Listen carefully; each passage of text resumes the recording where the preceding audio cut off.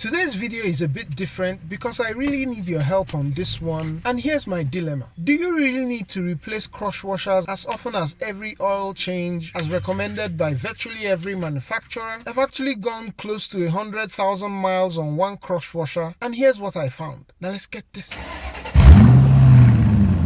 When I got my 2003 Honda Accord over a decade ago, I virtually knew nothing about cars, but I sure noticed that my mechanic at the time never changed any of the crush washers while doing oil changes. And so when I ventured into DIY and started doing my own oil changes, I also never bothered to change these little parts. So 100,000 miles later or so, when I became politically correct, I then decided to change that badly beaten crush washer as best practice. But by the time I finally removed this 100,000 mile crush washer, it had bonded so much with the bolts that I had to tear it out using a needle nose plier. I didn't know I was going to be making this content at the time, so I didn't save the actual beat up crush washer. But the funny thing is that in all those 100,000 miles, my oil drain bolts never leaked. If you follow this channel, you may recall that when I changed the transmission fluid on my 2017 Honda Accord, I stated that I wasn't going to replace the crush washer on both the transmission drain bolt as well as the check bolt. It's now been over 6 months since I did that fluid replacement, and here's what the drain bolt as well as the transmission check bolt look like.